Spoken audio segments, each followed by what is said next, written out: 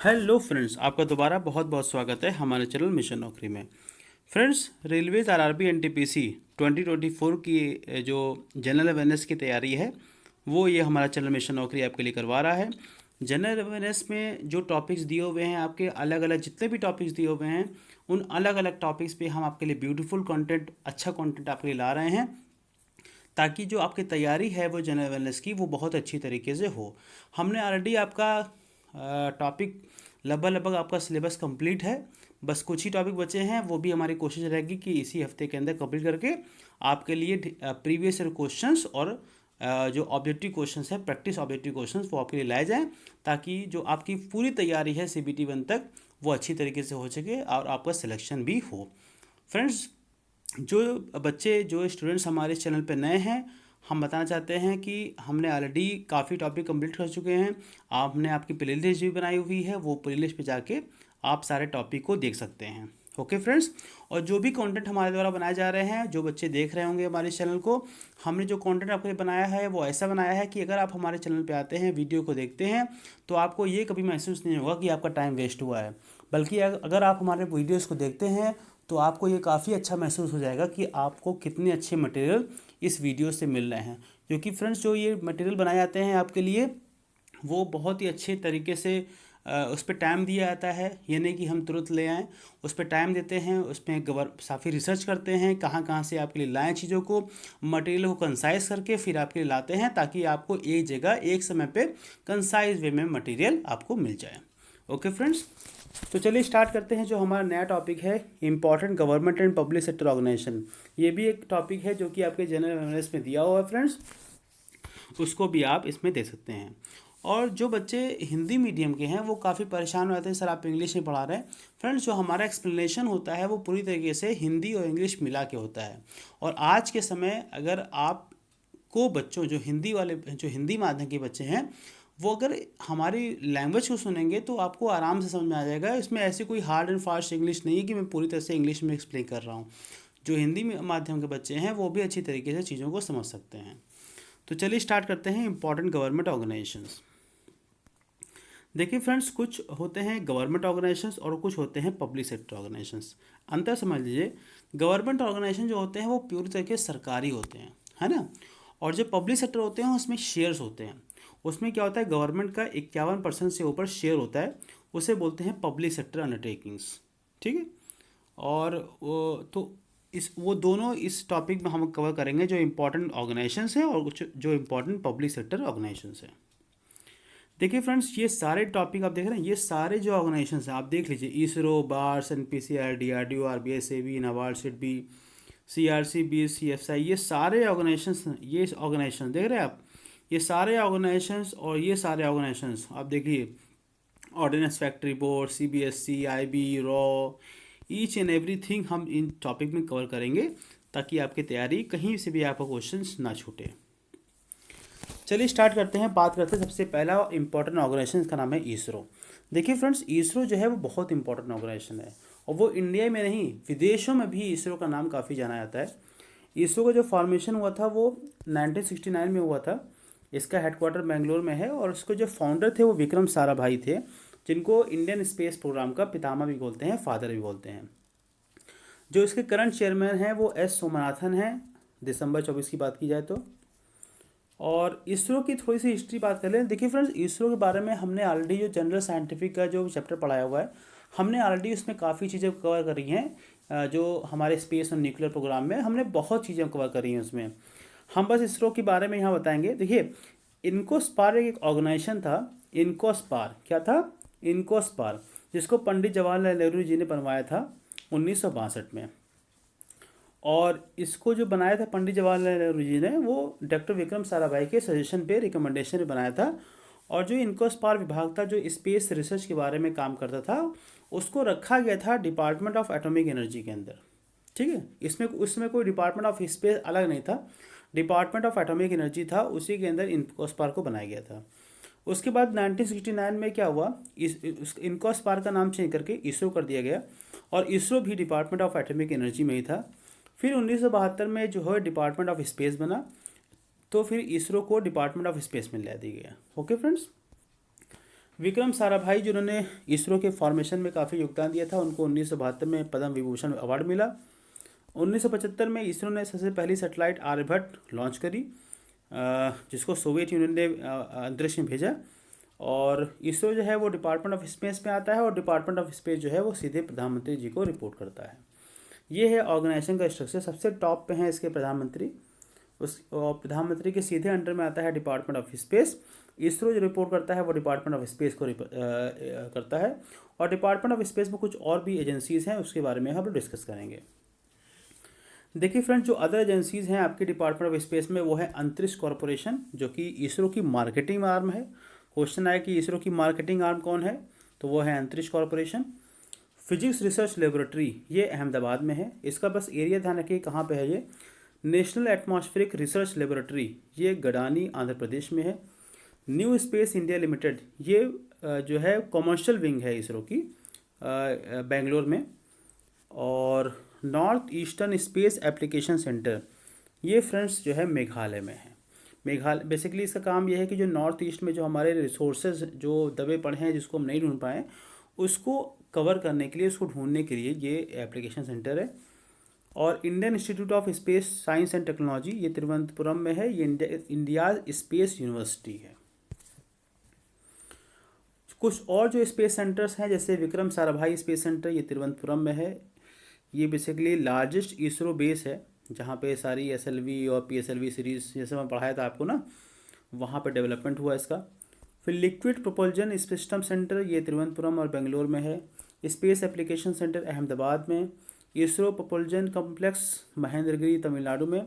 और Satish Dhawan space centre दोस्तों, ये श्रीहरिकोटा में है, जहाँ से सारी जो है रॉकेट्स जो है वो उड़ती हैं। UR राव सैटेलाइट सेंटर दोस्तों बेंगलोर में है। Laboratory for electro optics system Bangalore. Indian institute of remote sensing Dehradun. National remote sensing centre Hyderabad. और Indian deep space network Bangalore में है। तो ये थे हमारे स्पेस सेंटर्स। अब बात करते हैं दूसरा हमारा ऑर्गेनाइजेशन सबसे इम्पोर्टेंट, वो है Bhabha, Bhabha atomic research centre. इसका जो फाउंडेशन हुआ था वो 1954 में हुआ था। इसके जो फाउंडर थे वो डॉक्टर होमी जे भाभा थे। करंट जो डायरेक्टर इसके हैं वो विवेक भासीन है, और जो इसका हेडक्वार्टर दोस्तों है वो मुंबई में है। Basically Bhabha atomic research centre जो होता है वो जो हमारे एटॉमिक रिसर्च से संबंधित जो है काम ही करता है। परमाणु ऊर्जा में जो खोज होती है, उसमें जो रिसर्च होती हैं, उस पर ही काम करता है। ये बेसिकली न्यूक्लियर रिसर्च सेंटर है, मुंबई में इसका हेडक्वार्टर है। डिपार्टमेंट ऑफ एटॉमिक एनर्जी में आता है दोस्तों, और डिपार्टमेंट ऑफ एटॉमिक एनर्जी सीधे प्रधानमंत्री जी को ये भी रिपोर्ट करता है। NPCIL, ये बेसिकली एक पब्लिक सेक्टर अंडरटेकिंग है, जो कि डिपार्टमेंट ऑफ एटॉमिक एनर्जी में आती है। जो बेसिकली परमाणु ऊर्जा से जो बिजली बनती है वो काम NPCIL करता है। अप्सरा जो है ये इंडिया का सबसे पहला न्यूक्लियर रिएक्टर था, जिसको भाभा द्वारा BRC द्वारा बनाया गया 1956 में, ताकि जो है रिसर्च की जा सके न्यूक्लियर साइंस पे। और जो NPCIL द्वारा जो अभी न्यूक्लियर पावर प्लांट्स हैं जहाँ से बिजली बनती है, वो कहाँ कहाँ है, ये काफ़ी क्वेश्चन पूछता है एग्जाम में। तो तारापुर जो है सबसे पहला न्यूक्लियर पावर प्लांट था महाराष्ट्र में। रावभट्टा राजस्थान। कलपक्कम तमिलनाडु। नरोरा उत्तर प्रदेश। कैगा कर्नाटका में। कन्नुकुलम तमिलनाडु में। और ककरापरा गुजरात में। अब बात करते हैं दोस्तों DRDO। देखिए DRDO को जो फाउंडेशन हुआ था वो 1958 में हुआ था, और जो इसके जो हेडक्वार्टर दिल्ली में है, और जो चेयरमैन इसके हैं दोस्तों वो समीर V कमाट हैं। ओके फ्रेंड्स, इसका जो मोटो है वो है बलस्य मूलम विज्ञानम, stance origin is in space. DRDO जानते हैं हमारे जो बेसिकली DRDO क्या करता है, जो मिलिट्री साइंस में रिसर्च करता है। जो आर्मी में तमाम जो चीज़ें होती है ना, वो जो मैन्युफैक्चरिंग होती है, तो उनमें रिसर्च करता है ये। बेसिकली ये भी एक रिसर्च ऑर्गेनाइजेशन है, मिलिट्री रिसर्च और डेवलपमेंट में है। मिनिस्ट्री ऑफ डिफेंस में आता है दोस्तों ये, मिनिस्ट्री ऑफ डिफेंस। और DRDO के जानते हैं सबसे पहले सरफेस टू एयर मिसाइल का प्रोजेक्ट का नाम था प्रोजेक्ट इंडिगो, जो बाद में फेल हो गई थी। और फिर DRDO ने integrated guided missile development programme launch किया 1980 में। और फिर DRDO ने आप जानते हैं काफ़ी मिसाइल बनाई थी, आकाश, त्रिशूल, नाग मिसाइल। APJ अब्दुल कलाम को real missile man of India बोला जाता है। तो डीआरडीओ बेसिकली काम ये करता है हमारे मिलिट्री साइंस के रिसर्च पे, और ये आता है मिनिस्ट्री ऑफ डिफेंस में। अब क्या करते हैं रिजर्व बैंक ऑफ इंडिया। देखिए आप सब जानते हैं आरबीआई के बारे में। आरबीआई बेसिकली क्या है, एक रेगुलेटरी बॉडी है जो सारे बैंकिंग सिस्टम के लिए रेगुलेशंस बनाती है, नियम बनाती है, कानून बनाती है। ये जो इसका जो फॉर्मेशन हुआ था दोस्तों वो 1 अप्रैल 1935 को हुआ था, because reserve bank of India act बना था 1934 में, उसी के अंतर्गत रिजर्व बैंक ऑफ इंडिया बनाया गया। शुरुआत में ये प्राइवेट था, आपको विश्वास नहीं होगा, जब ये बना उस समय तो ये प्राइवेट था। बाद में 1949 में जब देश आज़ाद हुआ तो उसके बाद इसको नेशनलाइज किया गया और ये ministry of finance government of India के अंतर्गत आया। बिकॉज ये रेगुलेशन बनाता है, जो भी संस्थाएं नियम कानून बनाती हैं वो कभी प्राइवेट नहीं हो सकती हैं, बिकॉज प्राइवेट होंगी तो वो अपने ही प्राइवेट के हिसाब से कानून बनाएंगी। इसीलिए प्राइवेट बनाने वाली जो ऑर्गेनाइजेशन हैं गवर्नमेंट को प्राइवेट नहीं करती। ओके फ्रेंड्स, आरबीआई काम क्या है, जो इंडियन रुपी है उसको कंट्रोल करता है, उसकी सप्लाई कंट्रोल करता है। इसका हेडक्वार्टर मुंबई में है दोस्तों। इसका गवर्नर जो है वो इस समय जो है वो शक्तिकांत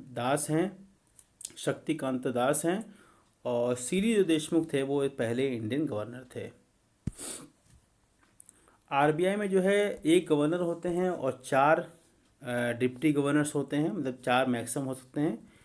इसके 2 जो है वो ट्रेनिंग कॉलेजेस हैं, reserve bank staff college Chennai में और college of agriculture banking Pune में। आरबीआई बैंकिंग ऑप्टस्मन स्कीम दोस्तों आई थी, ताकि जो बैंक कस्टमर जैसे हम लोग हैं, बैंकिंग से संबंधित अगर में कोई शिकायत है तो सीधे हम इस स्कीम में कंप्लेन कर सकते हैं। और आरबीआई ने ही सारे जो बैंकिंग एसोसिएशन हैं उनके साथ मिलके एक national payment corporation of India बनाया है, जिसका काम क्या है, जो हमारे जो पेमेंट करते हैं ना बेसिकली फ़ोन पे से, गूगल पे से, तो उन पेमेंट्स को ये रेगुलेट करता है, प्रमोट करता है और रेगुलेट भी करता है, ताकि इसमें किसी तरह की धोखाधड़ी ना हो पाए। भारतीय रिजर्व बैंक नोट मुद्रा, ये एक बेसिकली आरबीआई की ही एक डिवीज़न है जो कि नोट को छापती है, और वो कहाँ कहाँ है, मैसूर कर्नाटका में है और सलभोनी वेस्ट बंगाल में है। ओके फ्रेंड्स, अब बात करते हैं सेबी की। देखिए सेबी क्या है, जैसे आरबीआई जो होता है वो बैंकिंग सिस्टम को रेगुलेट करता है, बैंकिंग के नियम कानून बनाता है, वैसे सेबी जो है ये भी मिनिस्ट्री ऑफ फाइनेंस में आता है। बट क्या करता है ये, सेबी का काम ये है कि जो हमारी जो शेयर मार्केट्स होती हैं, म्यूचुअल फंड्स होते हैं, कमोडिटी मार्केट होती है, उसको रेगुलेट करती है, उस पर नियम कानून बनाती है। इसका जो इस्टेब्लिशमेंट हुआ था वो 1988 में हुआ था। बाद में 1992 में इसको स्टैट्यूटरी पावर दे दी गई, मतलब एक एक्ट बनाया गया सेबी एक्ट, उसके तहत इसको स्टैट्यूटरी पावर दी गई। स्टैट्यूटरी समझते हैं ना, जब कोई भी ऑर्गेनाइजेशन जब किसी पार्लियामेंट के एक्ट कानून के ज़रिए बनाया जाए तो उसे बोलते हैं स्टैट्यूटरी ऑर्गेनाइजेशन। इसका भी जो हेडक्वार्टर दोस्तों मुंबई में है। इसके जो चेयरपर्सन है वो मदावी पुरी बुच हैं, ये भी रेगुलेटर है और ये फाइनेंस मिनिस्ट्री के अंतर्गत आता है। आप अगरते हैं telecom regulatory authority of India. काफ़ी आपने ट्राई सुना होगा, आपके पास मैसेज भी आते होंगे ट्राई के। बेसिकली जो ये रेगुलेटरी बॉडी है टेलीकम्युनिकेशन सेक्टर की, जो आप मोबाइल फ़ोन से बात करते हैं ना एक दूसरे से, तो उसमें जो सारे नियम कानून जो बनाता है वो ये ट्राई ही बनाता है। ओके फ्रेंड्स, इसमें एक चेयरपर्सन होता है और 2 मेंबर्स होते हैं फुल टाइम और 2 मेंबर्स होते हैं पार्ट टाइम मैक्सिमम। ट्राई का जो इस्टेब्लिशमेंट किया गया था वो 1997 में किया गया था एक एक्ट के द्वारा, ताकि जो है जो टेलीकम्युनिकेशन सर्विसेज हैं उनको रेगुलेट किया जा सके। अनिल कुमार लाहौटी जो हैं अभी करंट चेयरपर्सन इसके हैं। अब आते हैं सीआरसी। देखिए दोस्तों सीआरसी बेसिकली क्या है, ये भी एक स्टैट्यूटरी बॉडी है। इलेक्ट्रिसिटी एक्ट जो आया था 2003 में, उसके तहत इसको बनाया गया था। सीआरसी का काम क्या होता है, सीआरसी का काम ये है कि जो सेंट्रल सेक्टर के जो जनरेटर्स हैं, सेंट्रल सेक्टर के जो पावर बेचने वाली कंपनीज़ हैं, उनके टैरिफ को रेगुलेट करता है। और क्या काम है सीआरसी का, सीआरसी का काम यह है कि जितनी भी बिजली सप्लाई होती है एक स्टेट से लेके दूसरे स्टेट के बीच में, तो वो सारे संबंधित जो नियम कानून जो बनाता है, रेगुलेशन जो बनाता है, वो सीआरसी बनाता है। ओके फ्रेंड्स, उसी तरह से जैसे सीआरसी होता है ना, वैसे हर स्टेट में एसईआरसी होते हैं। जैसे यूपी की बात करें तो यूपी में स्टेट एसईआरसी मतलब स्टेट इलेक्ट्रिसिटी रेगुलेटरी कमीशन। जैसे किसी स्टेट के अंदर जो बिजली का प्रवाह होता है ना, तो स्टेट के अंदर जो सारे कानून नियम कानून बनाता है, डिस्प्यूट को रिजॉल्व करता है, वो स्टेट इलेक्ट्रिसिटी रेगुलेटरी कमीशन करता है। और वही अगर एक स्टेट से लेके दूसरे स्टेट के बीच में बिजली का प्रवाह हो रहा है, उससे संबंधित कोई नियम कानून बनाना है, कोई डिस्प्यूट को रिजॉल्व करना है, तो वो करता है CERC। समझ गया ना बिल्कुल क्लियर तरीके से। और इसके जो करंट चेयरपर्सन हैं वो जीशु बरुआ हैं जो कि इसके करंट चेयरपर्सन हैं।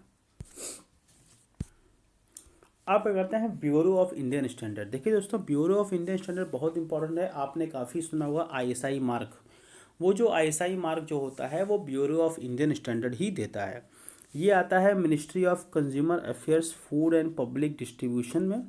देखिए फ्रेंड्स, जो मैं ऑर्गेनाइजेशन पढ़ा रहा हूँ ना, उसमें क्या है बहुत इंपॉर्टेंट है। उसमें इंपॉर्टेंट है वो किस डिपार्टमेंट या किस मिनिस्ट्री में आता है, ये बहुत इंपॉर्टेंट है। तो ये नेशनल स्टैंडर्ड बॉडी है और इसका डिपार्टमेंट मैंने लिख ही दिया है, डिपार्टमेंट ऑफ कंज्यूमर अफेयर्स में आता है। और जो डिपार्टमेंट ऑफ कंज्यूमर अफेयर्स है वो ministry of consumer affair, food and public distribution system में आता है। इसका जो इस्टेब्लिशमेंट हुआ था वो bureau of Indian standard act 2016 में हुआ था, जो कि 2017 से इफेक्टिव हुआ। जो मिनिस्ट्री के जो मिनिस्टर होते हैं वही इसके एक्स ऑफिशियो प्रेसिडेंट भी होते हैं ब्यूरो ऑफ इंडियन स्टैंडर्ड के। और ओरिजिनली बात किया जाए तो ये 1986 में bureau of Indian standard act बना था शुरुआत में, लेकिन जब अभी जो एक्ट आया था bureau of Indian standard act 2016, उसके तहत इसको नेशनलाइज कर दिया गया, नेशनल स्टैंडर्ड बॉडी बना दिया गया। जो आपका ISI मार्क वगैरह है वो यही इशू करता है। आप आ जाते हैं नाबार्ड। देखिए फ्रेंड्स, नाबार्ड बेसिकली क्या है कि ये एक तरीके से एपेक्स सुपरवाइजरी बॉडी है, जो सारे जो हमारे रीजनल रूरल बैंक्स हैं, ग्रामीण बैंक्स हैं, कोऑपरेटिव बैंक्स हैं, है ना, तो उनका ओवरऑल सुपरविजन जो है ये नाबार्ड करता है। नाबार्ड को भी इस्टेब्लिश किया गया था नाबार्ड एक्ट 1981 से। और ये गवर्नमेंट ऑफ इंडिया की ही एक पूरी तरीके से मान के चलिए ऑर्गेनाइजेशन है। डिपार्टमेंट ऑफ फाइनेंस में आता है, मिनिस्ट्री ऑफ फाइनेंस में आता है। शजी केवी इसके चेयरपर्सन है, करंट चेयरपर्सन है। इसको जो इस्टेब्लिश किया गया था वो on the recommendation of B. Sivaraman committee के। ये कमेटी बहुत इंपॉर्टेंट है, पूछा गया काफ़ी क्वेश्चन में। B. शिवाराम कमेटी की रिकमेंडेशन से नाबार्ड का इस्टेब्लिशमेंट हुआ है। तो बेसिकली ये करता क्या है कि जो एग्रीकल्चर और जो उससे संबंधित जो एक्टिविटीज़ हैं उसमें पॉलिसी बनाना, प्लानिंग करना, तो ये नाबार्ड का काम होता है। आप क्या करते हैं SIDBI, काफ़ी सुना होगा आपने, small industries development bank. Basically ये करता क्या है ना, जो हमारे छोटे इंडस्ट्रीज़ होती हैं, माइक्रो इंडस्ट्रीज़ होती है, स्मॉल इंडस्ट्रीज़ होती हैं, उससे संबंधित नियम कानून, लाइसेंस बनाना, रेगुलेशन बनाना, वो सारा काम SIDBI करता है। ओके फ्रेंड्स, ये भी मिनिस्ट्री ऑफ फाइनेंस में आता है। और SIDBI का जो इस्टेब्लिशमेंट किया गया था वो 1990 में किया गया था। और बेसिकली ये एक IDBI बैंक जो थी उसकी सब्सिडरी के रूप में इसका इस्टेब्लिशमेंट हुआ था। बाद में क्या हुआ कि इसको एक अलग से SIDBI का दर्जा मिल गया और ये रीफाइनेंस करता है। और MSMEs के सेक्टर, जो स्मॉल इंडस्ट्रीज़ होती हैं, उनको लाइसेंस देना, उनके लिए नियम कानून बनाना, तो ये सारा काम SIDBI करता है। इसका हेडक्वार्टर दोस्तों लखनऊ में है। इसके जो करंट मैनेजिंग डायरेक्टर हैं, CMD हैं, वो मनोज मित्तल हैं। 1990 में इसका फॉर्मेशन हुआ है। अब बात करते हैं central board of film certification. Friends, आपने कभी पिक्चर देखी होगी, सभी ने पिक्चर देखी होगी। जब पिक्चर देखते हैं ना तो एक देखिए एक आता है एक central board of film certification. कोई भी कमर्शियल फिल्म अगर बन रही है तो उसका सर्टिफिकेशन कराना आवश्यक है। और वो जो सर्टिफिकेशन देता है वो यही central board of film certification देता है। बेसिकली ये फिल्म सर्टिफिकेशन बॉडी है, मिनिस्ट्री ऑफ इंफॉर्मेशन और ब्रॉडकास्टिंग में आती है। किस में आती है? Ministry of information and broadcasting में आती है। इसका काम ही यही है कि जो फिल्म्स होती हैं, जो कमर्शियल फिल्म्स होती हैं, उसके लिए नियम कानून बनाना, उसको सर्टिफाई करना। और जो ये काम करता है वो सिनेमाटोग्राफी एक्ट होता है 1952 में, उसके तहत ये काम करता है। और उसी एक्ट में ये दिया है कि कोई भी कमर्शियल फिल्म होगी तो उसको सर्टिफिकेट लेना मैंडेटरी है। इसको जो करंट चेयरमैन है वो प्रसून जोशी हैं। 1951 में दोस्तों इसका फॉर्मेशन हुआ था। इसको सेंसर बोर्ड भी कहा जाता है। और जो ये सिनेमाटोग्राफी एक्ट आया था वो 1920 में आया था। और ये इंडिया की सबसे पहली फिल्म थी दादा साहेब फाल्के की राजा हरिश्चंद्र। उसके 7 साल बाद ये एक्ट आया था। उसके बाद से सारे फिल्म को सर्टिफिकेशन ज़रूरी है। देखिए ऐसा आता होगा जब भी आप फिल्म देखते होंगे स्टार्टिंग में, वो यही होता है। अब बात करते हैं food safety and standard authority of India. देखिए दोस्तों, ये भी एक स्टेचुरी बॉडी है, ministry of health and family welfare में आती है। और एक food safety and standard act बनाया गया था 2006 में, उसके तहत इसका फॉर्मेशन हुआ। इसका काम क्या है? इसका काम यही है कि जो हमारी पब्लिक है उसको खाना, जो फूड पहुंच रहा है वो सेफ़ फूड पहुंचे। मतलब जो भी फूड हो, है ना, उसमें किसी भी तरीके की मिलावट्स को रोकना, उसके किसी भी तरीके से जो उसमें कोई ऐसा पदार्थ ना हो जिससे लोगों की सेहत को नुकसान पहुंचे, ये सारा काम food safety and standard authority का होता है। तो बेसिकली ये किसी भी फूड आर्टिकल्स के इंपोर्ट को, बेचने को, डिस्ट्रीब्यूशन को, उसको रखने को, उसको बनाने के लिए सारे नियम कानून ये बनाता है, ये ऑर्गेनाइजेशन। इसके जो चेयरमैन है वो मिस पुनिया सलिया श्रीवास्तव हैं, सलीला श्रीवास्तव। हेडक्वार्टर इसका दिल्ली में है। और मैंने आपको बता दिया, ये सारे नियम कानून बनाता है ताकि फूड से संबंधित, ताकि जो है लोगों को हेल्थ के इश्यूज़ को कोई नुकसान ना पहुँचे। आप कहते हैं CSIR। देखिए दोस्तों, CSIR क्या है? ये देखा है तो इंडिया की सबसे बड़ी साइंटिफिक रिसर्च ऑर्गेनाइजेशन है। रिसर्च ऑर्गेनाइजेशन है ये, जो ताकि हमारा देश आगे बढ़े, रिसर्चें हों हर चीज़ में, हमारा देश आगे बढ़े, हमारे देश में डेवलपमेंट्स हो, हम खुद आत्मनिर्भर हो सकें, इस मकसद से CSIR का फॉर्मेशन हुआ। इसको 1942 में इसका फॉर्मेशन हुआ था। Department of scientific and industrial research, जो कि ministry of science and technology में आती है। और CSIR देखा जाए तो सरकार द्वारा funded, publicly funded research organisation, दुनिया का सबसे बड़ा रिसर्च ऑर्गेनाइजेशन है जो कि पब्लिकली फंडेड है, जिसको सरकार फंड करती है। इसके जो एक्स ऑफिशियल प्रेसिडेंट होते हैं वो प्राइम मिनिस्टर ही होते हैं। वाइस प्रेसिडेंट जो होते हैं वो मिनिस्टर होते हैं। जो DG होते हैं वो गवर्निंग बॉडी के हेड होते हैं। और जो करंट DG हैं वो N कलाई सेल्वी हैं। और इसी CSIR ने इंडिया का पहला सिंथेटिक ड्रग बनाया था, इसका नाम है मेथाक्वेलोन, 1950 में। कुछ इंपॉर्टेंट सेंटर जिसके बारे में क्वेश्चंस पूछता है, ये बहुत इंपॉर्टेंट सेंटर्स हैं CSIR के। जैसे central drug research institute Lucknow में है, central glass and ceramic research institute Kolkata में है, जैसे से पहली लेबोरेटरी थी ये CSIR की। नेशनल केमिकल लेबोरेटरी पुणे में है, दूसरी थी। National botanic research institute Lucknow में है। National physics laboratory New Delhi. Indian institute of toxicological research Lucknow. National aerospace laboratory Bangalore. National institute of oceanography Goa. Central building research institute Roorkee. Central leather research institute Chennai. Central road research institute New Delhi. और Indian institute of petroleum Dehradun. ये सारी कुछ important CSIR की labs हैं। अब बात करते हैं सेंट्रल पोल्यूशन कंट्रोल बोर्ड। देखिए दोस्तों, central pollution control board basically ये भी एक स्टेचुरी ऑर्गेनाइजेशन है, बिकॉज इसको जो बनाया गया था, मैंने जब आपको एनवायरनमेंट वाला चैप्टर पढ़ाया था ना, तो मैंने देखिए इसको ऑलरेडी मैंने पढ़ाया हुआ है सेंट्रल पोल्यूशन कंट्रोल बोर्ड के बारे में। सेंट्रल पोल्यूशन कंट्रोल बोर्ड जो है ये water prevention and control of pollution, जो 1974 में एक्ट आया था, उसके तहत सेंट्रल पोल्यूशन कंट्रोल बोर्ड बनाया गया था। और ये जो आता है ये ministry of environment, forest and climate change में आता है। इसका काम क्या है कि वही काम है कि जो देश में जो बढ़ता पोल्यूशन है उससे संबंधित रेगुलेशंस बनाना, इंडस्ट्रीज़ को रेगुलेशन बनाना तो काम नहीं है, जो रेगुलेशन बने हुए हैं वाटर प्रिवेंशन में उसके तहत उसको कंप्लाई कराना, उस ताकि इंडस्ट्रीज़ उसको कंप्लाई करें। अगर नहीं कंप्लाई करते हैं तो पेनाल्टी भी ये सेंट्रल पोल्यूशन कंट्रोल बोर्ड लगा सकता है। इसके जो करंट चेयरमैन है वो श्री तन्मय कुमार हैं, हेडक्वार्टर दिल्ली में है दोस्तों। और जो एयर प्रिवेंशन कंट्रोल और पोल्यूशन एक्ट आया था 1981 में, उसके तहत पावर भी इसको दी गई है। और जो इन्वायरमेंट पोल्यूशन प्रोटेक्शन एक्ट आया था 1986 में, उसमें जो पावर है वो भी सेंट्रल पोल्यूशन कंट्रोल बोर्ड को दी गई है। ये सब मैंने आपको इन्वायरमेंट वाले चैप्टर में ऑलरेडी पढ़ाया हुआ है। जो बच्चे नहीं देखे हैं वो जाके आप मेरी प्लेलिस्ट में जाके देख सकते हैं। अब आता है Indian council of agriculture research. देखिए ये भी दोस्तों एक ऑटोनॉमस बॉडी है, और ये एग्रीकल्चर संबंधी जो रिसर्च होती है, एजुकेशन होती हैं, उनसे संबंधित चीज़ों में ये Indian council of agriculture research काम करता है। ये रिपोर्ट करता है department of agriculture research and education को, जो कि मिनिस्ट्री ऑफ एग्रीकल्चर में आती है। इसके जो प्रेसिडेंट होते हैं दोस्तों वही एग्रीकल्चर मिनिस्टर ही होते हैं। इसका भी हेडक्वार्टर दिल्ली में है। और देखा जाए तो एग्रीकल्चर रिसर्च और एजुकेशन में इंस्टीट्यूट्स में ये दुनिया में सबसे बड़ा जो है वो सेंटर है। ICAR के अंदर कुछ इंपॉर्टेंट यूनिवर्सिटीज़ आती हैं जो कि ICAR की हैं, तो इसलिए आपको जाना जरूरी है। जैसे इंडियन एग्रीकल्चर रिसर्च इंस्टीट्यूट, ये न्यू दिल्ली में है। इंडियन वेटरनरी रिसर्च इंस्टीट्यूट, ये बरेली में है। नेशनल डेयरी रिसर्च इंस्टीट्यूट ये कर्नल हरियाणा में है। Central institute of fisheries education ये मुंबई महाराष्ट्र में है। अब बात करते हैं national highway authority of India.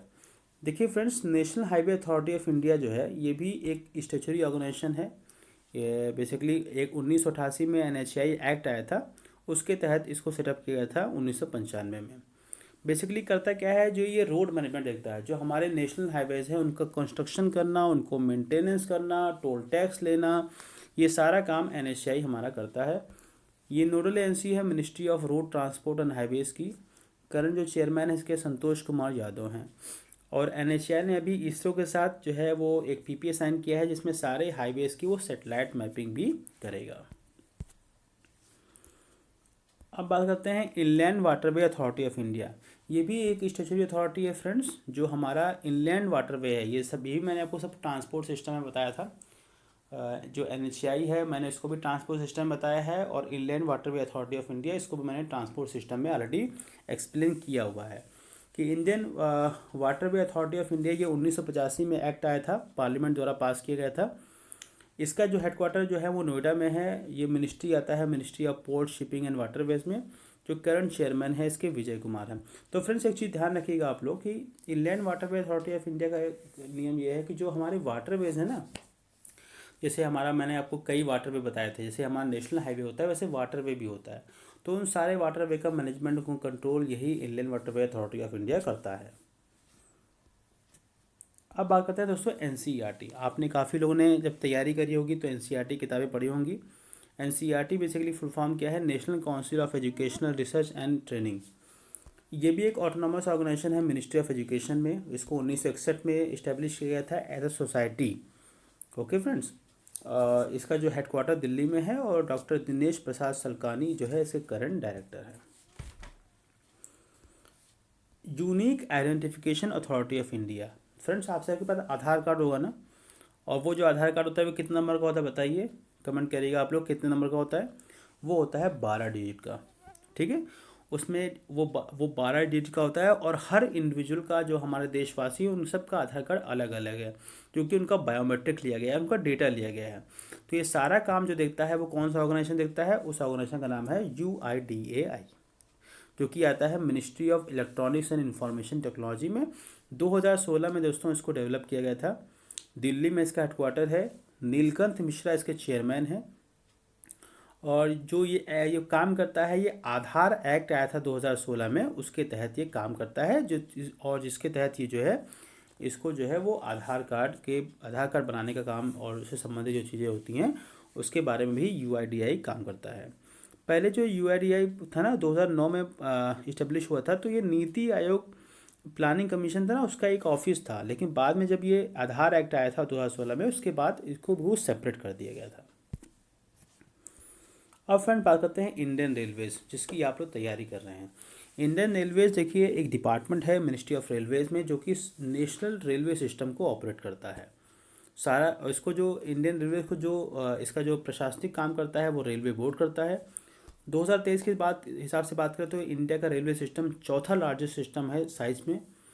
और एम्प्लॉयर की बात करें तो इंडिया का दूसरा एम्प्लॉयर है सबसे बड़ा आर्मी के बाद, और वर्ल्ड में 9th लार्जेस्ट एम्प्लॉयर है। और जो करंट चेयरमैन इसके हैं सतीश कुमार हैं। ये सब मैंने आपको ट्रांसपोर्ट सिस्टम में ऑलरेडी बताया हुआ है। रेलवे के कुछ इंपॉर्टेंट PSUs देख लीजिए, जैसे पब्लिक सेक्टर भी है ना उसमें, जैसे आपके राइट्स का काम बेसिकली क्या है, कंसल्टेंसी देती है ये। जो रेलवे के संबंधित कंसल्टेशन सर्विसेज को देती है राइट्स।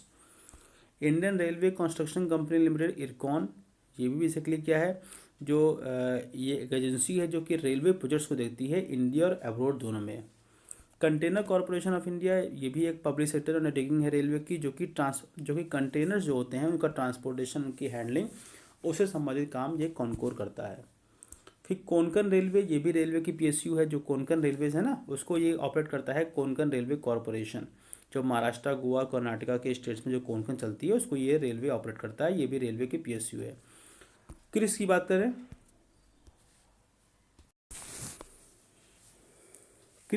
तो centre for railway information system, ये बेसिकली जो रेलवे संबंधित जो कंप्यूटर सर्विसेज हैं और उसकी डिज़ाइनिंग, उसके डेवलपमेंट से संबंधित किस काम करता है। IRCTC, Indian railway catering and tourism corporation, ये बेसिकली जो हम लोग रेलवे का टिकट लेते हैं, रेलवे में खाना खाते हैं, टूरिज़्म जो होता है वो सारा काम IRCTC करता है। कुछ और PSU जैसे रेलटेल। रेलटेल बेसिकली जो इंडियन रेलवे का कम्युनिकेशन सिस्टम है उसको मॉडर्नाइज करने में 2001 में इसका इस्टेब्लिशमेंट किया गया था। रेल विकास निगम लिमिटेड, ये रेलवे की कंस्ट्रक्शन आर्म है। जो रेलवे के जो प्रोजेक्ट्स होते हैं उसका जो कंस्ट्रक्शन संबंधी कोई काम होता है तो ये RVNL करता है। इंडियन रेलवे वेलफेयर ऑर्गेनाइजेशन, ये बेसिकली कोई PSU नहीं है, ये सोसाइटी है जो कि रेलवे के जो एम्प्लॉयज़ हैं उनके लिए क्वार्टर्स बनाना है ना, उनके लिए और सुविधाएं रखना, ये इसका काम होता है। Dedicated freight corridor of India limited, 2006 में इसका इस्टेब्लिशमेंट किया गया था और ये फ्राइट कॉरिडोर्स को देखता है friends. Indian railway finance corporation, ये भी बेसिकली जो फाइनेंस संबंधी काम होता है वो ये रेलवे का काम देखता है ये। और इरकॉन तो मैंने आपको आई थिंक बताया हुआ है। तो ये थे हमारे रेलवे की PSUs। कोई एक और रेलवे PSU जो सबसे लेटेस्ट है, 2016 में इसका इस्टेब्लिशमेंट हुआ था, national high speed rail corporation. ये बेसिकली जो रेलवे की PSUs है और ये देखती है जो इंडिया के जो हाई स्पीड कॉरिडोर्स हैं उससे संबंधी उसको मैनेज करने और इसको बनाने संबंधी काम ये national high speed rail corporation कर रहा है। अब फ्रेंड बात करते हैं डायरेक्टरेट ऑफ ऑर्डिनेंस। देखिए, पहले आपने सुना होगा ऑर्डिनेंस फैक्ट्री बोर्ड। पहले क्या था, ऑर्डिनेंस फैक्ट्री बोर्ड था। वो ऑर्डिनेंस फैक्ट्री बोर्ड को अभी गवर्नमेंट ने क्या किया, उसको कॉरपोरेट कर दिया, उसको कॉरपोरेट बना दिया, इसको PS टाइप का मतलब कंपनी टाइप की बना दिया उसको। और अब उसका जो नाम हो गया है वो है डायरेक्टरेट ऑफ ऑर्डिनेंस। तो डायरेक्टरेट ऑफ ऑर्डिनेंस बेसिकली क्या है, ये मिनिस्ट्री ऑफ डिफेंस में ही आता है। पहले इसी का नाम ऑर्डिनेंस फैक्ट्री बोर्ड था। 2021 की बात करें तो गवर्नमेंट में इसमें 41 इंडियन ऑर्डिनेंस फैक्ट्री थी जिसको गवर्नमेंट ने 7 डिफेंस पब्लिक सेक्टर अंडरटेकिंग बना दिया, PSUs बना दिया। ऑर्डिनेंस फैक्ट्री बोर्ड मैंने आपको पढ़ाया था बहुत पहले जब मैं रेलवे की तैयारी करा रहा था 2019 वाले में, कि इंडिया का वर्ल्ड लार्जेस्ट ओल्डेस्ट ऑर्गेनाइजेशन है ये, मतलब बहुत पुराना ऑर्गेनाइजेशन है ऑर्डिनेंस फैक्ट्री बोर्ड। और गवर्नमेंट जो प्रोडक्शन की बात करें, गवर्नमेंट की फैक्ट्री है बेसिकली, उस संबंध में सबसे बड़ा ऑर्गेनाइजेशन पूरे वर्ल्ड में भी था ये। हर साल 18 मार्च को ऑर्डिनेंस फैक्ट्री डे मनाया जाता है। इसका फाउंडेशन 1775 में हुआ था। इसको इंडियन आर्मी की चौथी फोर्थ आर्म कहते हैं। 3 आर्म तो हैं ये, आर्मी, एयरफोर्स, डिफेंस और नेवी, ये इसको चौथा आर्म कहते थे ऑर्डिनेंस फैक्ट्री बोर्ड को, जिसको गवर्नमेंट ने अभी हाल ही में क्या किया था, जितनी हमारी इंडिया में जो ऑर्डिनेंस फैक्ट्री हैं उसको कॉरपोरेट कर दिया। आप आ करते हैं फॉरेस्ट सर्वे ऑफ इंडिया। देखिए friends, forest survey of India का जो इस्टेब्लिशमेंट हुआ था वो 1981 में हुआ था देहरादून में। देहरादून में इसका हेडक्वार्टर है और ये ministry of environment, forest and climate change में आता है। फॉरेस्ट सर्वे ऑफ इंडिया का बेसिकली काम क्या है कि ये फॉरेस्ट संबंधी जो सर्वे होता है, उनसे संबंधित रिसर्च जो होती हैं, स्टडीज़ जो होती हैं, वो फॉरेस्ट सर्वे ऑफ इंडिया करता है। एक इम्पॉर्टेंट चीज़ ये भी है, मैंने आपको जो पढ़ाया था फ्लोरा एंड फौना में, जब मैं आपको पढ़ा रहा था तो मैंने बताया था कि स्टेट ऑफ फॉरेस्ट रिपोर्ट, जो हर साल इंडिया के जो स्टेट ऑफ फॉरेस्ट रिपोर्ट आती है हर 2 साल पे, वो यही forest survey of India he declare करता है। 1987 से स्टेट ऑफ फॉरेस्ट रिपोर्ट आ रही है, अब तक 16 स्टेट फॉरेस्ट रिपोर्ट आ चुकी है। आप आ करते हैं central board of direct taxes. देखिए friends, central board of direct taxes ये भी डिपार्टमेंट ऑफ रेवेन्यू में आता है। जो हम लोग डायरेक्ट टैक्स देते हैं ना, जैसे हमारा इनकम टैक्स है, कॉरपोरेट टैक्स है, ये डायरेक्ट टैक्स में आता है। ये सब मैंने आपको ऑलरेडी इंडियन इकोनॉमिक्स में पढ़ाया हुआ है। ये हर चीज़ दोस्तों मैंने कवर करवाई है। जो बच्चे ध्यान से वीडियोस को देखते हैं वो चीज़ों को समझेंगे। तो जो डायरेक्ट टैक्स संबंधी जो चीज़ें होती हैं वो central board of direct tax देखता है। इसका जो इस्टेब्लिशमेंट होता है 1964 में हुआ था central board of revenue act के अंतर्गत। और जो इनडायरेक्ट टैक्स है वो देखता है central board of indirect tax and customs. जो अभी जो इसके जो चेयरपर्सन है वो हैं रवि अग्रवाल। फ्रेंड्स, बात करते हैं central board of indirect tax and customs.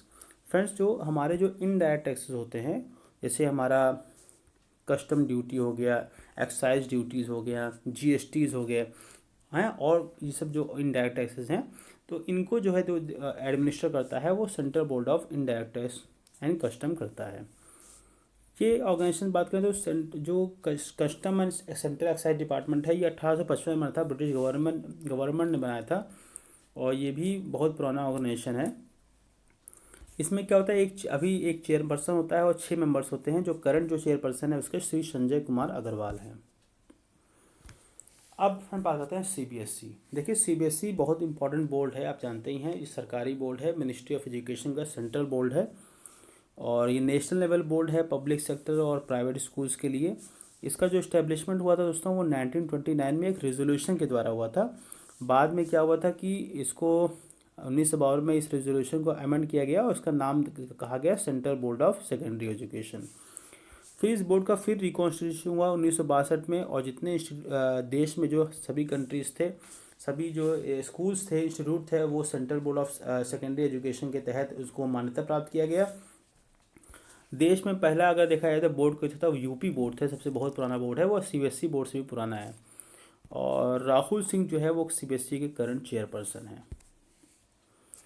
NIOS national institute of open schooling. Friends देखिए, मैंने आपने पढ़ा होगा कि जो बच्चे स्कूल नहीं जा सकते, ओपन लर्निंग करना चाहते हैं, 12th करना चाहते हैं विदाउट गोइंग टू स्कूल, तो वो NIOS के ज़रिए ये काम कर सकते हैं। तो NIOS का बेसिकली यही काम होता है, मिनिस्ट्री ऑफ एजुकेशन में आता है फ्रेंड्स। इसका फॉर्मेशन 1979 में हुआ था। ये भी एक एजुकेशन बोर्ड है, इसका हेडक्वार्टर भी नोएडा में है, और ये लार्जेस्ट ओपन स्कूलिंग सिस्टम है दुनिया में। UGC university grant commission. आपने फ्रेंड देखा होगा ना कि जो इतनी यूनिवर्सिटीज़ होती हैं उनको जो परमिशन ग्रांट करता है कि ये यूनिवर्सिटी हैं, तो वो ग्रांट करता है यूनिवर्सिटी ग्रांट कमीशन। ये भी एक स्टेचुटरी बॉडी है डिपार्टमेंट ऑफ हायर एजुकेशन की, जो कि मिनिस्ट्री ऑफ एजुकेशन में ही आता है। 1956 में इसका इस्टेब्लिशमेंट हुआ था UGC एक्ट के अंतर्गत। इसका काम यही होता है कि जो हमारी हायर एजुकेशन है, यूनिवर्सिटी को एक तो यूनिवर्सिटी का दर्जा तो देता ही है, और दूसरी बात जो हायर एजुकेशन है उसका स्टैंडर्ड मेंटेन करता है, और उसका स्टैंडर्ड डिसाइड भी करता है कि क्या स्टैंडर्ड होना चाहिए किसी यूनिवर्सिटी का। तो वो सारा काम यूनिवर्सिटी ग्रांट कमीशन करता है। फंड से संबंधित काम भी करता है, किस यूनिवर्सिटी को कितना फंड मिलना है, वो भी यही काम भी करता है। इसके चेयरमैन जो है वो मम्मी दाला जगदीश कुमार है। देखो देखो दोस्तों, चेयरमैन अगर आप ना भी ध्यान रखें तो कोई दिक्कत नहीं है। जो इम्पोर्टेंट ऑर्गेनाइजेशन, जैसे बहुत इंपॉर्टेंट ऑर्गेनाइजेशन हैं, जैसे आपका इसरो है, DRDO है, BRC है, SCSIR है, तो जो शुरुआत में मैंने बताया स्टार्टिंग में, वो अगर आप कुछ के चेयरपर्सन याद कर लें, बाकी के इतने इम्पोर्टेंट नहीं हैं, आप उसको भूल भी सकते हैं, कोई इशू नहीं है। National tiger conservation authority. Friends देखिए, नेशनल टाइगर कंजर्वेशन अथॉरिटी ये वाइल्ड लाइफ कंजर्वेशन एजेंसी है। ये बेसिकली इसका ये क्यों फॉर्मेशन हुआ था, इसका देश में जो बंगाल टाइगर है उनको बचाने में काम हुआ था, उनको बचाए रखने के लिए, ताकि उनका वो इंडेंजर्ड थे, बेसिकली खतरे में थे। इंडेंजर्ड का मतलब मैंने बताया था, ये सब मैंने आपको फ्लोरा एंड फौना बताया हुआ है। ओके फ्रेंड्स, इसका जो इस्टेब्लिशमेंट हुआ था वो 2005 में हुआ था, जब प्रोजेक्ट टाइगर आया था ना, तो उसको प्रोजेक्ट टाइगर जो आया था, तो प्रोजेक्ट टाइगर को मैनेजमेंट करने के लिए कि कौन प्रोजेक्ट टाइगर, अगर हमने प्रोजेक्ट टाइगर ले आया है टाइगर को बचाने के लिए, तो फिर उसका मैनेजमेंट कौन करेगा, तो उसके लिए ये ऑर्गेनाइजेशन बनाया गया है। और ये जो आता है ये ministry of environment, forest and climate change में आता है, और जो इसके चेयरमैन होते हैं वो मिनिस्टर साहब ही होते हैं। फ्रेंड बात करते हैं नेशनल कमीशन फॉर वुमेन। देखिए दोस्तों, ये भी एक स्टेचुटरी बॉडी है और गवर्नमेंट ऑफ इंडिया के अंतर्गत आती है, गवर्नमेंट ऑफ इंडिया की, और बेसिकली ये पॉलिसी बनाती है वुमेन से संबंधित जो भी पॉलिसीज़ होती हैं, उससे संबंधित पॉलिसी जो गवर्नमेंट बनाती है उसमें ये एडवाइस करती है गवर्नमेंट को। मतलब गवर्नमेंट अगर कोई वुमेन संबंधी कोई पॉलिसी बना रही है तो नेशनल कमीशन फॉर वुमेन से एक एडवाइस ज़रूर लेती है। इसका जो इस्टेब्लिशमेंट हुआ था वो 31 जनवरी 1992 को हुआ था। इसकी जो फर्स्ट हेड थी वो जयंती पटनायक थी, और आज के इसमें जो हैं वो उसकी चेयरपर्सन जो है वो विजय किशोर रहाटकर हैं।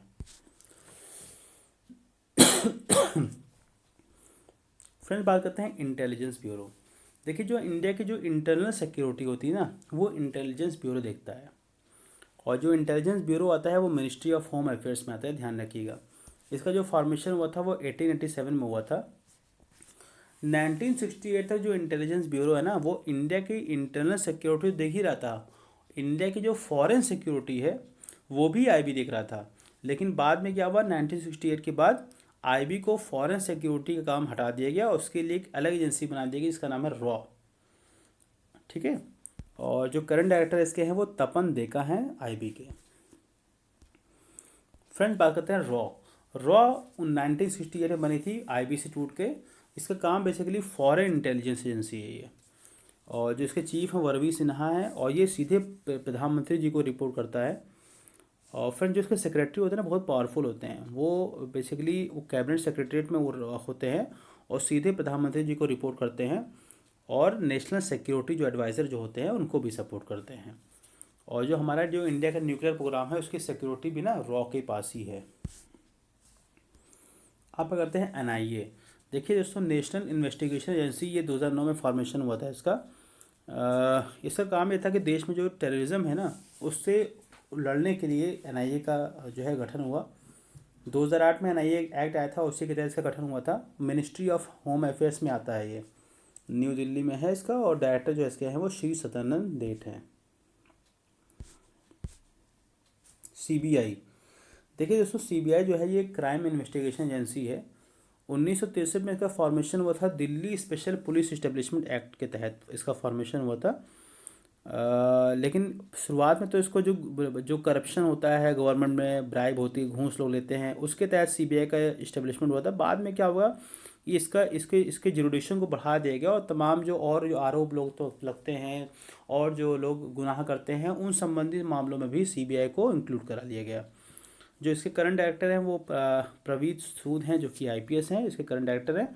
और सीबीआई को आरटीआई एक्ट से एग्जेम्प्ट रखा गया है, मतलब आरटीआई एक्ट के तहत अगर सूचना मांगेंगे तो सीबीआई इसमें मना कर सकता है। अब फ्रेंड बात करते हैं नारकोटिक्स कंट्रोल ब्यूरो, एनसीबी। इसका जो फॉर्मेशन हुआ था वो 1986 में हुआ था। Narcotics, drugs and psychotropic substance act आया था 1985 में, उसके तहत इसका फॉर्मेशन हुआ था। ये ड्रग ट्रैफिकिंग जो लोग करते हैं और जो इलीगल सब्सटेंस जो होते हैं उसका यूज़ जो करते हैं, जो उसका इस्तेमाल करते हैं, उससे जो ट्रैफिकिंग करते हैं, नारकोटिक्स कंट्रोल ब्यूरो उनको रोकता है। मिनिस्ट्री ऑफ होम अफेयर्स में आता है। जो करंट डायरेक्टर है इसके अनुराग गर्ग हैं। अब फ्रेंड बात करते हैं आर्कियोलॉजिकल सर्वे ऑफ इंडिया। देखिए, आर्कियोलॉजिकल सर्वे ऑफ इंडिया जो है ये मिनिस्ट्री ऑफ कल्चर में आता है, गवर्नमेंट ऑफ इंडिया में। इसका काम क्या होता है, वही है कि जो हमारे देश में जो पुराने मॉन्यूमेंट्स हैं, हमारे देश में जो पुरानी इमारतें हैं, उससे उसका रख रखाव, उसको बचाव करना, ये आर्कियोलॉजिकल सर्वे ऑफ इंडिया का काम है। इसका जो फॉर्मेशन हुआ था वो 1861 में हुआ था। अलेक्जेंडर कनिंघम ने किया था इसका फॉर्मेशन, जो अंग्रेज़ थे, और वो पहले इसके डायरेक्टर जनरल भी थे। जो करंट डायरेक्टर जनरल हैं इसके वो यदुवीर सिंह रावत हैं। अब बात करते हैं दोस्तों registrar general and census commissioner of India. देखिए फ्रेंड्स, ये कौन होते हैं, जो हमारे देश में जो वो होता है ना जनगणना, वो यही करते हैं। इनका जो फॉर्मेशन हुआ था वो 1961 में इस ऑफिस का हुआ था। और जो सर्वे जो करता है हमारे देश में, जो लिंग्विस्टिक सर्वे है या सेंसस है, वो सारा काम यही करता है।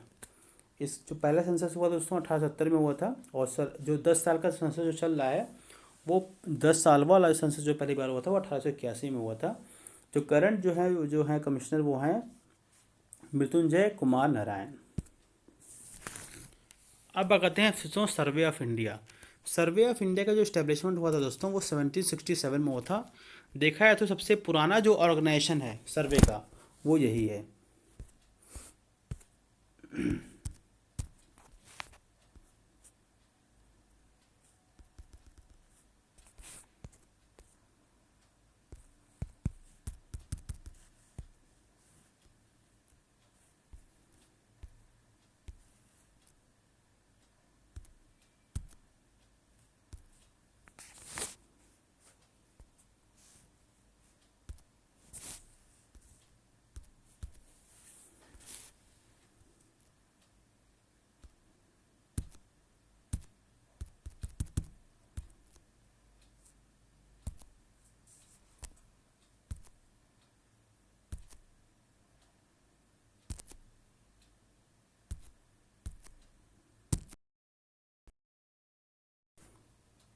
अब फ्रेंड बात करते हैं सर्वे ऑफ इंडिया। देखिए, सर्वे ऑफ इंडिया का जो इस्टेब्लिशमेंट हुआ था वो 1767 में हुआ था। देहरादून में फ्रेंड्स इसका है जो हेडक्वार्टर है। और ये ओल्डेस्ट इंजीनियरिंग डिपार्टमेंट्स में आता है survey of India. Ministry of science and technology के अंतर्गत इसको रिपोर्ट किया जाता है। और इसका काम क्या है, ये इंडिया की सेंट्रल इंजीनियरिंग एजेंसी है जो कि मैपिंग और सर्वे करती है। और जो इसको हेड करते हैं वो सर्वेयर होते हैं जनरल ऑफ इंडिया। जो करंट सर्वेयर हैं वो हैं हितेश कुमार एस मकवाना। आप करते हैं geological survey of India. Friend, geological survey of India ये दूसरा सर्वे है, ऑर्गेनाइजेशन है जो कि सर्वे ऑफ इंडिया के बाद अगर बात करें तो दूसरा ओल्डेस्ट सर्वे ऑर्गेनाइजेशन है। 1851 में इसका इस्टेब्लिशमेंट हुआ था। हेडक्वार्टर कोलकाता में है। जो करंट डीजी इसके हैं वो दिनेश कुमार गुप्ता हैं। और ये ध्यान रखना, ये मिनिस्ट्री ऑफ माइंस में आता है। CEA central electricity authority of India, ये भी एक इलेक्ट्रिसिटी एक्ट 2003 के तहत इसको फॉर्मेशन हुआ था। और ये बेसिकली गवर्नमेंट को जो इलेक्ट्रिसिटी के जो डेवलप होती है उसमें जो पॉलिसीज़ होती हैं वो पॉलिसी संबंधित ये गवर्नमेंट को एडवाइस करता है। ये मिनिस्ट्री ऑफ पावर में दोस्तों आता है और हेडक्वार्टर्स का दिल्ली में है। नेशनल लोड डिस्पैच सेंटर जानते हैं क्या, वो एक PSU है जो कि नवरत्न PSU है, जो कि देश में जो सारा जो जनरेशन होता है, ट्रांसमिशन होता है, डिस्ट्रीब्यूशन होता है, जो पूरा ग्रिड है, इलेक्ट्रिसिटी ग्रिड, उसके सिक्योरिटी में NLDC काम करता है। अब फ्रेंड्स बात करते हैं हमारी कुछ इंपॉर्टेंट महारत्न। देखिए इस देश में काफ़ी क्वेश्चन पूछता है इसमें। हमारे आज की डेट, आज है हमारी दिसंबर 24 का महीना चल रहा है। और दिसंबर 24 में हमारे पास कितनी महारत्न कंपनियां हैं? 14। ये इंपॉर्टेंट है। कौन कौन सी कंपनी महारत्न है जिसको गवर्नमेंट ऑफ इंडिया ने महारत्न कहा है? जैसे BHEL, Bharat petroleum, coal India, GAIL, Hindustan petroleum, Indian oil, NTPC, ONGC, power finance corporation, power grid, steel authority, rural electricity corporation, oil India और हिंदुस्तान एरोनॉटिकल्स लिमिटेड। ये सारी जो है वो महारत्न कंपनियां हैं। इसमें देखिए NTPC 1975 में इस्टेब्लिशमेंट हुआ था। ये एक महारत्न कंपनी है और मिनिस्ट्री ऑफ पावर में आती है। इसका काम क्या है? बिजली का जनरेशन। IOCL की बात करें तो 1959 में आया था। ये भी महारत्न कंपनी है। मिनिस्ट्री ऑफ पेट्रोलियम और नेचुरल गैस में आता है ये। और ये इंडिया की लार्जेस्ट जो है वो government own oil producer country है, मतलब सबसे ज़्यादा तेल प्रोड्यूस करती है इंडियन ऑयल कॉरपोरेशन। ये भी महारत्न कंपनी है। ONGC का इस्टेब्लिशमेंट 1956 में हुआ था। ये भी एक गवर्नमेंट PSU है और महारत्न कंपनी है। ये भी ministry of petroleum natural gas में आती है। और ये देखिए दोस्तों ध्यान रखिए, इंडिया की जो है ना सबसे बड़ी गवर्नमेंट ओन गैस एक्सप्लोरर है, गैस ढूंढती है, उसको प्रोड्यूस करती है ना। तो ये ONGC बहुत इंपॉर्टेंट है और इंडिया की सबसे मोस्ट प्रॉफिटेबल कंपनी भी है ये सरकारी में। गेल की बात करें तो 1984 में इसका इस्टेब्लिशमेंट हुआ था। ये भी इंडिया की PSU है और महारत्न कंपनी है। ये भी ministry of petroleum natural gas में आती है। भारत हैवी इलेक्ट्रिकल्स लिमिटेड 1956 में इसका इस्टेब्लिशमेंट हुआ था। ये भी महारत्न कंपनी है और ये मिनिस्ट्री ऑफ हैवी इंडस्ट्रीज़ में आती है, ध्यान रखिएगा। इलेक्ट्रिकल लगा है लेकिन मिनिस्ट्री ऑफ पावर में नहीं आती, मिनिस्ट्री ऑफ हैवी इंडस्ट्रीज़ में आती है। स्टील अथॉरिटी ऑफ इंडिया, ये भी 1954 में हुआ था। ये इंडिया की स्टील मैन्युफैक्चरिंग कॉरपोरेशन है जो कि सरकारी है और इंडिया को ये स्टील प्रोड्यूस करके देती है। महारत्न कंपनी है, मिनिस्ट्री ऑफ स्टील में ये आती है। देखिए सेल के कुछ इंपॉर्टेंट प्लांट जब काफ़ी पूछता है, जैसे राउरकेला स्टील प्लांट, ये सबसे पहला स्टील प्लांट था 1959 में, जर्मनी की हेल्प से बनाया गया था। भिलाई स्टील प्लांट छत्तीसगढ़ में है। Durgapur steel plant west Bengal में है, ब्रिटिश की हेल्प से बनाया गया था। बोकारो स्टील प्लांट झारखंड में है। इसको स्टील प्लांट बुनवर में है। विश्वेश्वरैया आयरन स्टील प्लांट ये कर्नाटका में है। सलेम स्टील प्लांट तमिलनाडु में और चंद्रपुर फेरो स्टील प्लांट महाराष्ट्र में। कोल इंडिया दोस्तों, ये भी इंडिया की सरकारी कंपनी है जो कि कोल प्रोड्यूस करती है, कोयलों को निकालती है, उसको जो है तमाम जगह जो है उसको भेजती है। और ये भी एक महारत्न कंपनी है, मिनिस्ट्री ऑफ कोल में आती है। भारत पेट्रोलियम कंपनी लिमिटेड, ये भी एक महारत्न कंपनी है और ये भी ministry of petroleum natural gas में आती है दोस्तों। इंद्रप्रस्थ गैस लिमिटेड आपने सुना होगा ना, जो कि दिल्ली में सारा जो गैस की पाइपलाइंस गई हैं वो गेल, भारत पेट्रोलियम और गवर्नमेंट ऑफ दिल्ली, ये तीनों ने मिलकर इंद्रप्रस्थ गैस लिमिटेड कंपनी बनाई जो कि दिल्ली में गैस का डिस्ट्रीब्यूशन करती है। पावर ग्रिड दोस्तों 1989 में इसका इस्टेब्लिशमेंट हुआ था। बेसिकली जो भारत में जो सबसे बड़ा जो ट्रांसमिशन नेटवर्क है बिजली का, जो बिजली को दूर दूर भेजता है, वो पावर ग्रिड का काम है। वो भी एक महारत्न कंपनी है, मिनिस्ट्री ऑफ पावर में ये आती है। ऑयल इंडिया लिमिटेड, ये भी 1959 में इसका इस्टेब्लिशमेंट हुआ था। ये भी एक महारत्न कंपनी है। ये भी मिनिस्ट्री ऑफ पेट्रोलियम और नेचुरल गैस में आती है। इसका भी काम क्या है, जो कच्चा तेल है और नेचुरल गैस है उसको डेवलप करना, उसको प्रोड्यूस करना, उसको भेजना, ये भी इसका ऑल इंडिया काम है।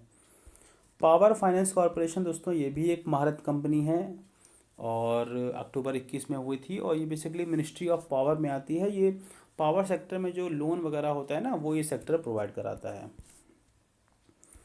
रूरल इलेक्ट्रिफिकेशन कॉरपोरेशन लिमिटेड ये भी एक महारत कंपनी है और ये बेसिकली ये भी जो रूरल इलेक्ट्रिफिकेशन संबंधी जो वो डेवलपमेंट होता है उससे संबंधी ये लोन प्रोवाइड कराती है। हिंदुस्तान एरोनॉटिकल HAL कंपनी जो हमारे एरोस्पेस इंडस्ट्री में जो हेलीकॉप्टर्स वगैरह बनाया था काफ़ी इसने HAL ने, ये देखा जाए तो क्वेश्चन अगर पूछा जाए कि सबसे लेटेस्ट महारत कंपनी कौन है 14वीं, तो वो HAL है। NHPC जो इसमें बहुत इंपॉर्टेंट नवरत्न कंपनी है, जैसे पहले महारत्न होती है, नवरत्न होती है, मिनी रत्न होती है, 3 कंपनियां होती हैं, महारत्न, नवरत्न, मिनी रत्न। तो NHPC बहुत इंपॉर्टेंट नवरत्न कंपनी है। 1975 में इसका इस्टेब्लिशमेंट हुआ था। मिनिस्ट्री ऑफ पावर में आती है। जो ये पानी से जो बिजली बनती है ना वो काम NHPC करता है। अब सबसे दोस्तों लास्ट टॉपिक है सिक्योरिटी फोर्सेस। देखिए हमारे यहाँ 3 डिफेंस फोर्सेस हैं, आर्मी, नेवी, एयरफोर्स और कोस्ट गार्ड। ये आती है मिनिस्ट्री ऑफ डिफेंस में। और जो मिनिस्ट्री ऑफ होम अफेयर्स में आती हैं वो सेंट्रल आर्म पुलिस फोर्सेज आती हैं, जैसे CRPF सबसे बड़ी फोर्स है, BSF, Assam rifles oldest paramilitary force है, CISF, ITBP, SSB और नेशनल सिक्योरिटी गार्ड NSG, ये सब जो है हमारी मिनिस्ट्री ऑफ होम अफेयर्स में आती हैं। देखिए दोस्तों BSF और SSB में लोग बहुत कंफ्यूज होते हैं कि BSF का काम क्या होता है और SSB काम क्या होता है। देखिए जो हमारा बॉर्डर इंडिया का पाकिस्तान और बांग्लादेश के साथ है ना उसको जो रक्षा करता है वो BSF करता है, और जो हमारा बॉर्डर जो है नेपाल और भूटान के साथ है उसकी जो रक्षा करता है वो SSB करता है। बस जो हमारे करंट जो है आर्मी चीफ हैं, देखिए डिफेंस जो चीफ हैं वो जनरल अनिल चौहान हैं, army chief general Upendra Dwivedi हैं, नेवल चीफ जो है वो एडमिरल दिनेश के त्रिपाठी हैं और एयर स्टाफ जो चीफ हैं वो एयर चीफ मार्शल अमरप्रीत हैं। जनरल बिपिन रावत जो है वो पहले चीफ डिफेंस ऑफ स्टाफ थे जो कि इनको 31 दिसंबर 2019 को अपॉइंट किया गया था। ओके फ्रेंड्स, थैंक यू, बहुत बहुत शुक्रिया। मुझे पता है थोड़ा सा बड़ा टॉपिक है था और इसको बनाने में मुझे इसलिए इतनी टाइम लग गया और ये टॉपिक हमने इसको कंप्लीट करा दिया। ऐसे करते करते अब हम बहुत ही नज़दीक हैं सिलेबस ख़त्म होने के, उसके बाद हम आपसे क्वेश्चंस करेंगे। बस आपसे इतनी रिक्वेस्ट रहेगी फ्रेंड्स कि आप हमारे चैनल्स को लाइक करिए, सब्सक्राइब करिए और जितना हो सके अपने दोस्तों के साथ शेयर करिए। Okay friends, thank you.